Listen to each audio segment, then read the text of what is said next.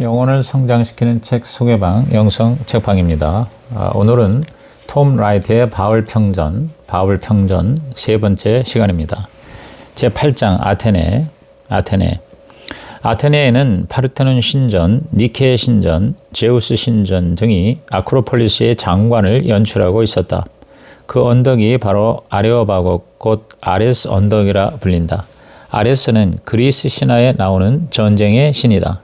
그 아레오바고에서 주후 50년 말 혹은 51년 초에 바울이 연설을 하면서 복음을 전했다. 사도행전 17장 16절에서 31절. 아레오바고는 법정이었다. 그래서 사실 바울은 이 법정에서 재판을 받고 있었던 것이다. 바울은 자신을 변호할 뿐 아니라 그 기회를 활용하여 수사적 기술로 그리스인의 세계관이 갖고 있는 기본 전제들에 도전하면서 단 2, 3분 만에 하나님의 비밀을 전하려 시도한 것이다. 아테네는 기원전 399년에 소크라테스 재판이 열린 곳이다. 소크라테스는 젊은이들을 타락시키고 외국의 신들을 들여왔다는 죄목으로 처형되었다. 바로 이런 아테네에서 바울 같은 이방인이 요상한 새 가르침을 전했으니 사람들이 보인 관심은 단순히 호기심 정도가 아니라 그보다 훨씬 큰 것이었을 것이다. 바울은 고대 세계 철학 중심지 다소 출신이었다. 이제 그는 유식한 이들이 펼치는 담론의 고장이며 소크라테스와 플라톤 그리고 아리스토텔레스의 도시인 아테네에 온 것이다. 그는 지금 당시의 철학인 에피쿠로스 학파와 스토아 학파 사람들과 토론하게 된 것이다. 아테네의 철학자들이 볼 때 바울은 괴짜 같았다. 기독교적 관점으로 유일신 하나님의 창조 그리고 예수와 부활을 이야기했을 때 바울이 그들이 모르는 외인들의 신을 선포하고 있다고 보았다. 아주 이상한 사상을 말한다고 조롱했다. 사도행전 17장 19절에서 20절. 바울의 말은 한 분 하나님이 철저한 초월자이면서도 친밀한 인격체로서 임재하신 분이라는 유대인의 생각이었다.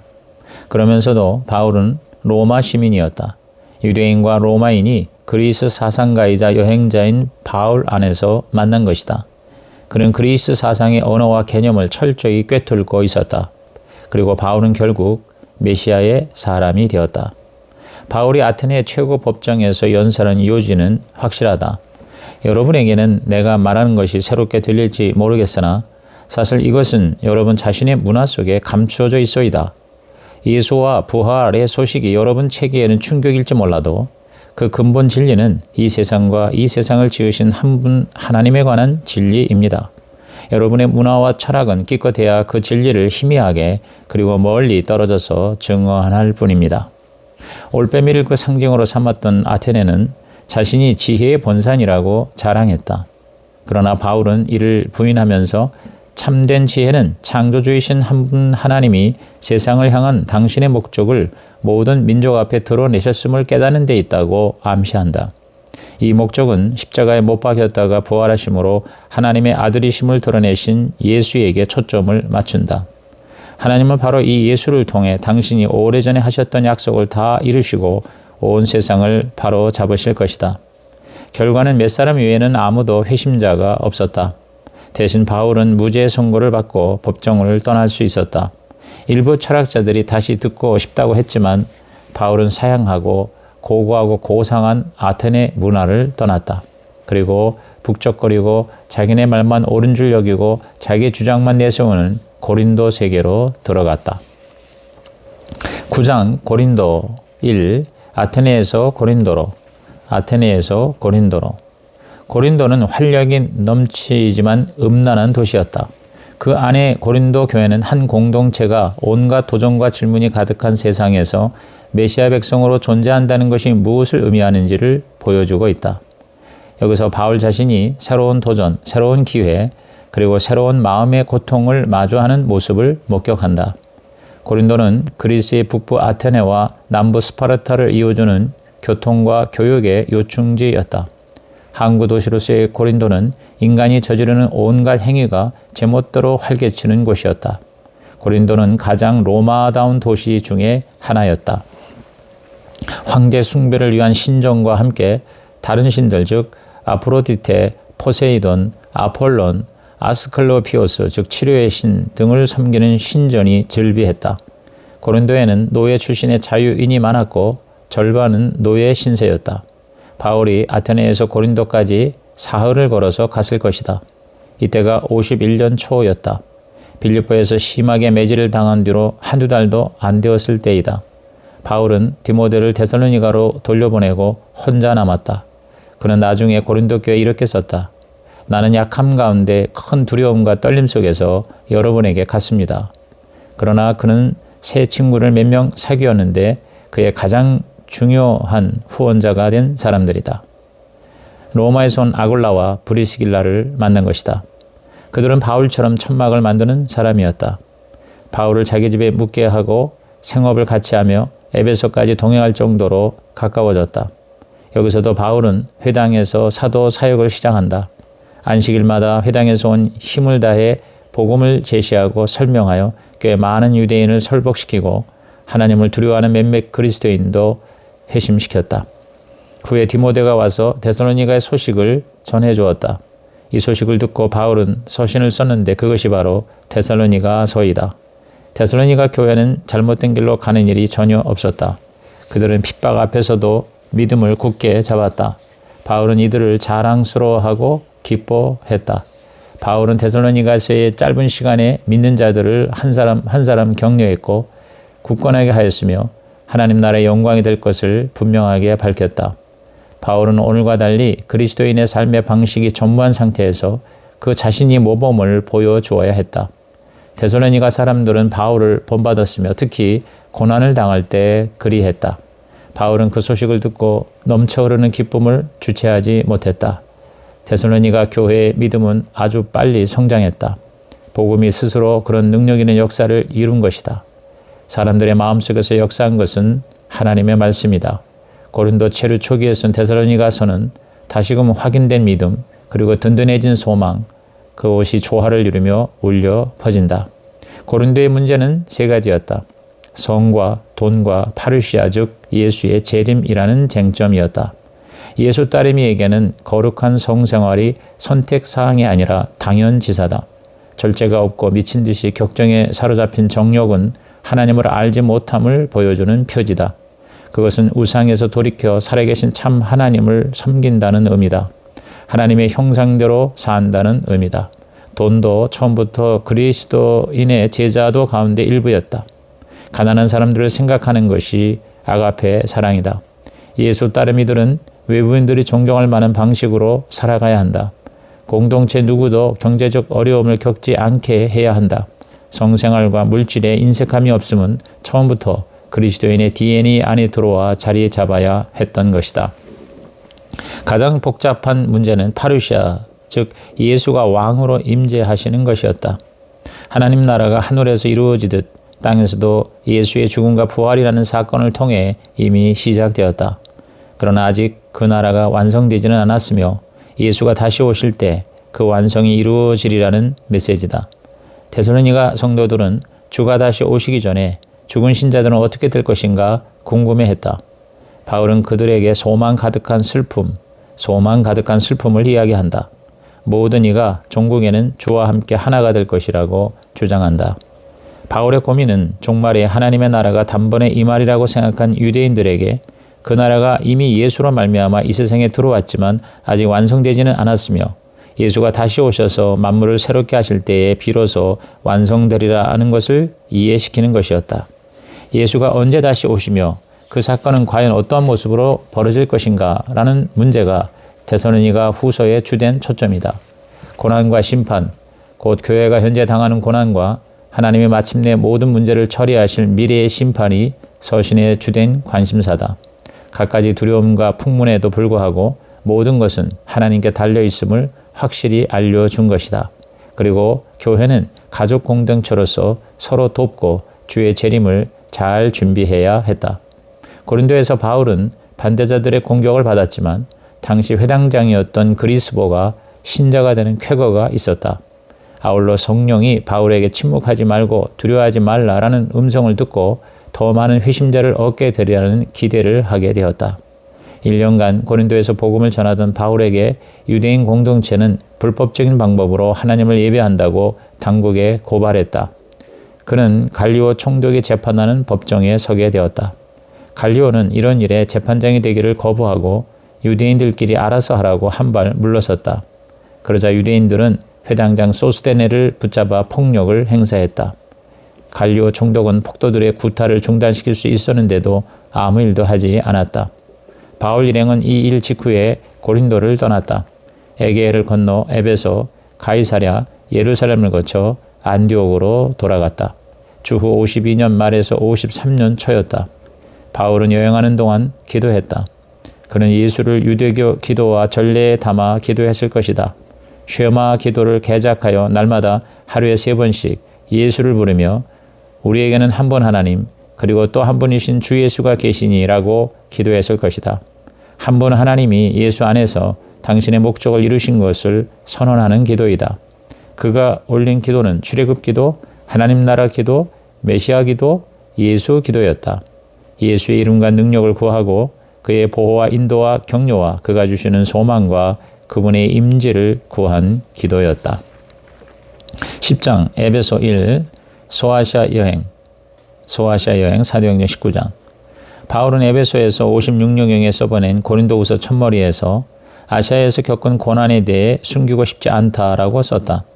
마음속으로 사형 선고를 받아 생명을 포기하는 지경까지 이르렀다고 고린도후서 1장 8절에서 9절에 기록하고 있다. 그러나 바울은 메시아의 사람이었다. 늘 예수의 죽으심을 몸에 지니고 다니므로 예수의 생명을 나타냈다. 고린도 전서는 고린도 교회의 문제에 대해서 주로 썼지만 고린도 후서는 바울의 개인적인 고통, 고난에 대해서 주로 썼기에 그 사이에 무슨 힘든 일이 바울에게 일어났음을 알 수가 있다. 바울은 고린도 전서에서 자신이 날마다 죽는다고 했고 자랑스러운 고난을 겪었다고 했다. 그 고난은 바울이 에베소에서 옥에 갇혔고 재판을 받는 일을 포함한다. 에베소는 로마 황제 숭배와 그리스 아데미 여신을 섬기는 웅장한 신전들이 있었다. 온갖 사술과 마술의 본거지이기도 했다. 누가는 사도행전 19장에서 회심의 증거로 마술사들이 그들의 책을 불태우는 장면을 묘사하고 있다. 우리는 바울이 에베소에서 겪은 어려움과 고린도와 관련된 어려움을 동시에 살펴볼 필요가 있다. 바울은 53년경에 고린도 전서를 썼다. 고린도 교회는 바울보다 베드로와 아볼로를 더 좋아했다. 바울이 어떠한 뼈저린 실수를 했는데 그로 인해 고린도 교인들에게 거부를 당한 것이 마음에 깊은 상처를 남겼다. 그래서 에베소에서 또 다른 고통을 겪게 된 것이다.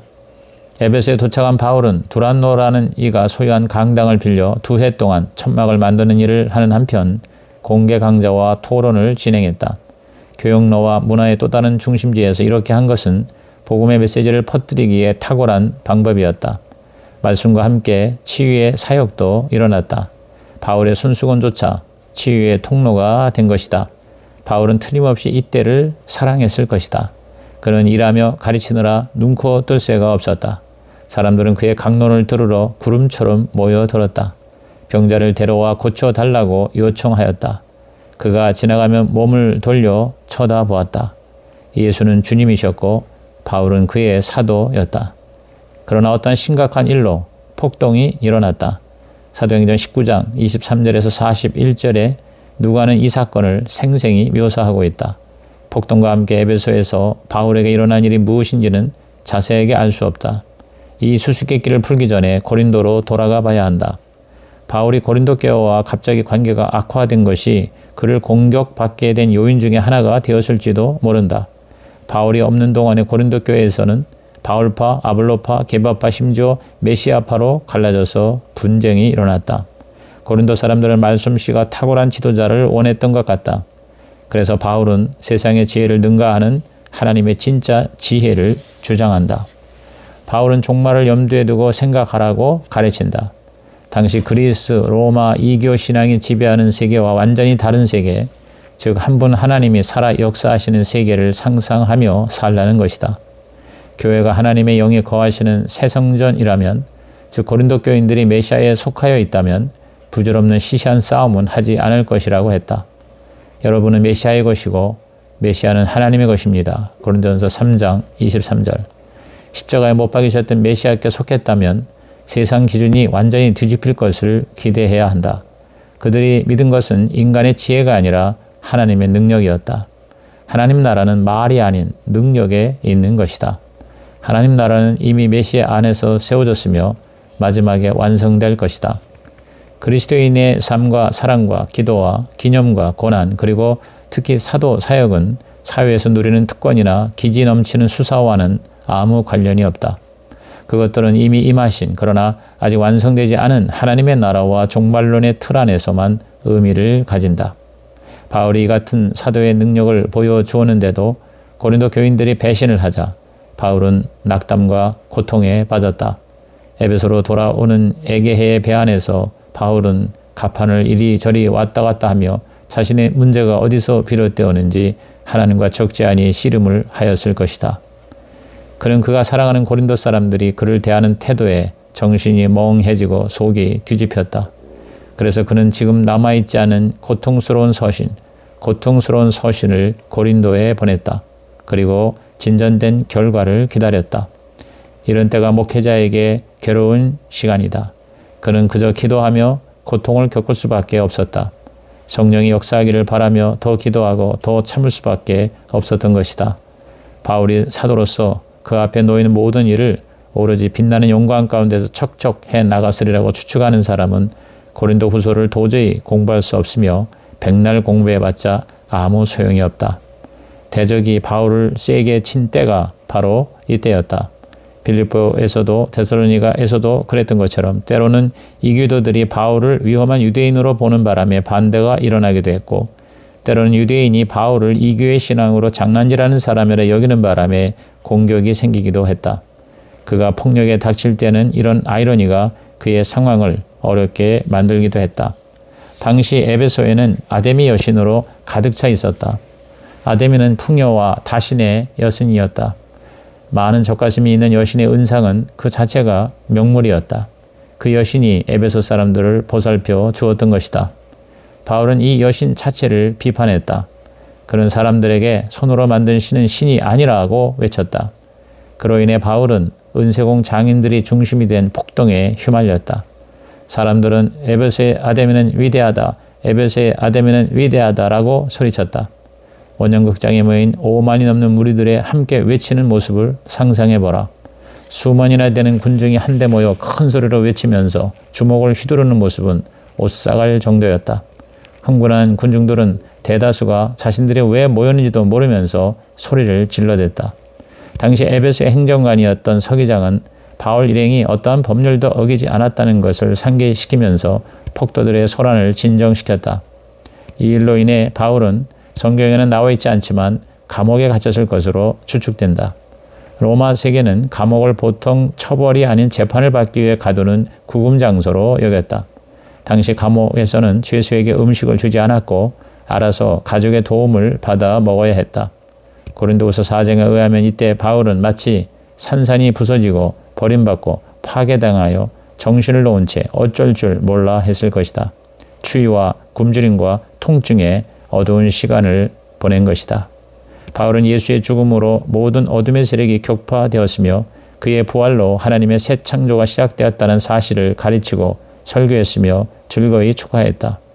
그러나 이러한 굳건한 믿음도 차갑고 악취가 나며 밤에는 빛도 없고 파리와 벌레가 드실거리는 옥중에서 곡기를 만나지 못해 위장마저 텅 비다 보니 틀림없이 극한을 넘어선 지경까지 시험을 받았을 것이다. 이러다 보니 결국 찾아온 것은 절망이었다. 그러나 결국 바울은 다시 일어났다. 간구와 기도를 통해 하나님을 이전에 알았던 것보다 훨씬 깊은 차원에서 신뢰하고 있음을 발견했다. 빌립보서 2장, 골로새서 1장, 그리고 에베소서 전반에 나오는 바울의 하나님 찬양은 그와 같은 하나님의 승리와 예수의 주 되심을 송축한 것이다. 우리가 이 보물을 질그릇 안에 지니고 있으니 이는 그 엄청난 능력이 우리가 아닌 하나님께 속한 것임을 드러내는 것입니다. 고린도후서 4장 7절. 바울은 구약의 패턴을 취하면서도 그 중심에 예수가 있음을 발견하고 예수께 초점을 맞춘 기도를 드리는 습관을 가졌는데 그 습관이 절망을 소망으로 바꾸는 데 기여했다고 본다. 야곱처럼 바울도 천사와 씨름하며 컴컴한 밤을 보내고 나면 그 말투는 물론이요, 어쩌면 그 몸도 비틀거릴 수 있지만 그래도 기독론과 치유는 함께하며 서로 잘 어울린다. 바울은 메시아로 치유받고 또 치유하는 사도였다. 11장 에베소 2 에베소 저자 즉 나는 빌립보서가 55년경에 쓰여진 첫 옥중서신이라고 믿는다. 빌립보서를 쓴 계기는 빌립보의 후원금을 에바브로디도를 통해 받았기 때문이다. 그런데 에바브로디도가 병이 들어 귀환이 늦어졌다. 그래서 바울은 그 사정을 설명한 것이다. 바울은 에바브로디도가 목숨을 건 신실한 동역자였다고 칭찬한다. 바울은 빌립보 교인들에게 메시아의 마음을 가지고 거룩과 연합의 공동체가 될 것을 주문한다. 예수는 참 인간이요 궁극의 이스라엘인이며 주의 종이요 사람으로 나타나신 이스라엘의 하나님이며 로마 황제와 비교할 수 없는 진정한 왕이시다. 빌립보서 2장 6절에서 11절. 예수가 주로 높이 올림을 받으시고 모든 이가 그의 이름 앞에 무릎을 꿇게 될 것은 바로 십자가 때문이다. 십자가로 세상의 모든 권세를 격파하셨기 때문이다. 바울의 시는 메시아가 생각하셨던 것처럼 생각하는 법을 배우는 것이 교회 안에서 온전한 통일을 이루는 유일한 길이라고 주장했다. 바울이 메시아의 마음을 탁월하게 표현한 것은 예수께 초점을 맞추어 성경을 깊이 묵상한 결과요, 예수가 보여주신 모범을 본받은 결과이다. 바울이 강조한 메시아 종말론은 이스라엘이 품어왔던 소망의 최종 완성이었다. 이스라엘의 메시아가 오셨다가 죽은 자 가운데서 부활하셨다면 이제는 그를 따르는 이들이 하나님의 진짜 백성이다. 오래전부터 내려온 이스라엘 이야기는 메시아 안에서 완성되었다. 바울은 이전에 하나님과 토라를 향한 열심을 품었지만 이제는 그 열심을 모두 쓰레기로 여겨야 했다. 그래서 그는 자신이 사는 것이 더 이상 자신이 아니라 메시아라고 고백한다. 바울이 메시아를 본받듯이 빌립보 사람들은 바울을 본받기를 배워야 한다. 그럴 때 우리는 메시아 안에서 진정한 만족을 얻고 엄청난 능력을 받을 수 있다. 55년에서 56년 초 바울이 감옥에 있을 때 오네시모가 찾아왔다. 에베소에서 240km 떨어진 골로새의 부자 빌레몬의 노예가 도망 나와 바울을 찾아온 것이다. 바울이 전한 복음은 화해가 핵심이었다. 그가 전한 복음은 한 분 하나님이 온 세상을 당신과 화해시킨다는 것이었고 유대인과 그리스인, 노예와 자유인, 남자와 여자가 모두 메시아 예수 안에서 하나가 되는 것이었다. 그는 빌레몬과 오네시모를 메시아에서 나온 자유의 실제적 모델이기를 바랬다. 바울은 두 사람 사이에 서 있는 것처럼 십자가의 형상을 하고 두 사람에게 팔을 벌리며 다가갔다. 그 열매는 50년 뒤 에베소 주교를 오네시모가 맡게 되는 극적 결말로 나타났다. 오네시모를 골로새에 보내면서 바울은 골로새 교회에 그리고 모든 교회에 보내는 에베소서를 쓸 생각을 했을 것이다. 55년이나 56년 초에 썼을 두 서신은 바울이 옥에 갇힌 이유와 바울의 옥고 자체가 인간적 근심이 아닌 하나님의 뜻에 의한 고난임을 조금은 다르면서도 결국은 같은 말로 설명한다. 두 서신은 바울이 세상의 모든 권세를 압도하고 이기신 예수의 권능에 관하여 깊이 묵상한 것을 생생히 표현한다. 이 두 서신은 바울의 세계관을 충실히 담아내고 있다. 에베소서와 골로새서는 모두 그 지향점이 유대 세계에 깊이 뿌리박고 있다. 골로새서에서 바울은 사람들이 생각하기를 배우기를 원한다. 그래서 하나님의 신비를 아는 지식에 이르도록 한다. 온 피조 세계는 한 분 하나님이 그의 지혜를 통해 만드셨다. 당시 성전에 관한 글들은 신비 전승과 지혜 전승 양자에 초점을 맞추었다. 성전은 한 분 하나님이 들어와 사시겠다고 약속하신 것이다. 그 지혜와 신비와 성전이 바로 예수이다. 예수는 형상이요 이 세계라는 성전의 중심에 계신 참 인간이시며 하늘과 땅에 발을 딛고 서 계신 분이요 종국에는 하늘과 땅이 하나가 되게 하실 분이며 그의 부끄러운 죽음으로 만물을 그 창조주와 화해시키신 분이다. 바울은 이렇게 말한다. 너희가 진실로 누구인지 깨달으라. 메시아가 죽었다가 부활하셨으며 너희는 메시아 안에 있다. 따라서 너희도 죽었다가 부활했으니 이제 그에 맞게 사는 법을 배워야 한다. 지금은 감춰져 있으나 새 창조 피조 세계가 드러나고 왕이신 메시아가 영광 가운데 나타나실 때가 오리라. 그 일이 일어나면 너희가 이미 들어가 있는 그분도 나타나시리라. 이를 믿고 그대로 살라. 골로새서 3장 1절에서 4절. 에베소서는 회람 서신이다. 에베소서는 바울 주의의 왕관이요 바울 사상을 한 틀에 담아놓은 서신이다. 에베소서는 골로새서와 공통된 부분이 많다. 에베소서에는 하나님의 목적 그리고 하나님의 계획을 대행하고 대표하는 교회를 온 우주 차원에서 조망하는 시각이 있다. 처음 3장이 이에 해당된다. 이 대목은 창조주와 온 우주, 하나가 된 하늘과 땅, 세상의 모든 힘이 창조주 하나님과 높이 올림을 받으신 메시아께 복종하는 모습, 창조주가 참 사람이신 이의 발 아래 모든 것을 놓아주신 모습을 생생하게 제시한다. 에베소서 전반부는 온통 능력과 통일, 복음 안에서 나타난 하나님의 권능 그리고 하늘과 땅이 하나 되며 유대인과 이방인이 교회 안에서 하나가 됨을 이야기한다. 에베소서에서는 온 피조 세계를 향한 창조주의 계획이 성취되고 그 성취가 유대인과 이방인, 남자와 여자 안에서 이루어졌음을 미리 보여주는 표지가 존재한다. 에베소서 후반부는 삶의 실제를 이야기한다. 교회의 다양한 선물들은 교회 지체들이 메시아에 이르기까지 자라가게 하시려고 주신 것이다. 에베소서 1장, 2장, 3장이 지금 임하신 하나님 나라의 중심이라면 에베소서 4장, 5장, 6장은 아직 완성되지 않은 그 나라의 승리를 목표로 하고 있다. 바울은 예수의 주권을 끊임없이 묵상함으로써 죽은 자를 부활시키시는 하나님, 죽은 자를 부활시키시는 하나님을 신뢰하는 것이 무엇인지를 깨달아 알게 되었다.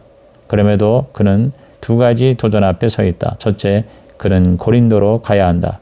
고린도 사람들이 그를 어떻게 맞아줄지 그는 전혀 모른다. 둘째, 그는 예루살렘으로 가려 한다.